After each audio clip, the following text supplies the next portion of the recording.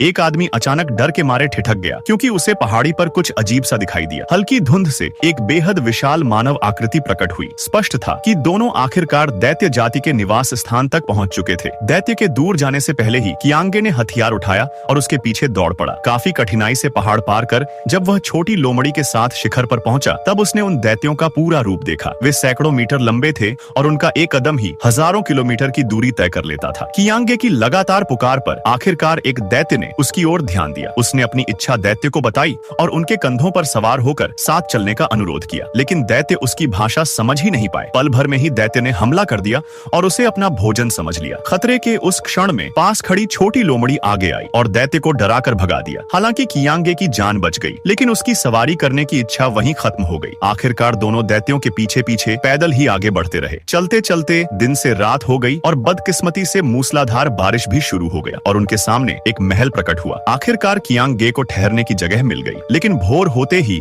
एक शानदार कपड़ों में सजी महिला उसके सामने आ खड़ी हुई। महिला के तीखे सवालों के सामने कियांगे बोल भी नहीं पा रहा था। इसी दौरान उसने देखा कि उसकी खोई हुई पेटी महिला की कमर पर बंधी हुई है। वही पेटी जो उसकी माँ ने यात्रा पर निकलते समय उसकी रक्षा के लिए दी थी। उसे वापस पाने के लिए कियांगे को मजबूरी में महिला की शर्त माननी पड़ी, लेकिन एक बूढ़ी औरत सब कुछ देख चुकी थी। राज खुल जाने पर कियांगे को हथियार उठाकर वहाँ से भागना पड़ा। वह ज्यादा दूर भी नहीं गया था कि शिकार से लौटते हुए महल का स्वामी उसे रोक लेता है। कियांगे ने बहाना बनाया कि उसे जल्दी आगे बढ़ना है, लेकिन उसे नहीं पता था कि महल में उसकी कमजोरी सब कुछ जान चुकी थी। उसे लगा अब उसकी मौत तय है, लेकिन अगले ही पल महल के स्वामी ने चौंकाने वाला फैसला लिया। उसे दंड देने के लिए जब कियांगे जाने लगा तो उसे फिर रोका गया। एक थैला निकाला गया और उसमें से छोटी लोमड़ी को बाहर छोड़ दिया गया। इस तरह दोनों फिर से साथ निकल पड़े। हरे कवच वाले योद्धा की खोज में थोड़ी दूर जाने पर उनके सामने एक झील आ गई। कियांगे नाव से पार करना चाहता था, लेकिन लोमड़ी ने उसे रोक लिया। फिर लोमड़ी ने सच्चाई बताई कि झील पार करने से वह हरे योद्धा के घर पहुंच जाएगा, लेकिन वहां उसका अंत बहुत दुखद होगा। साथी होने के नाते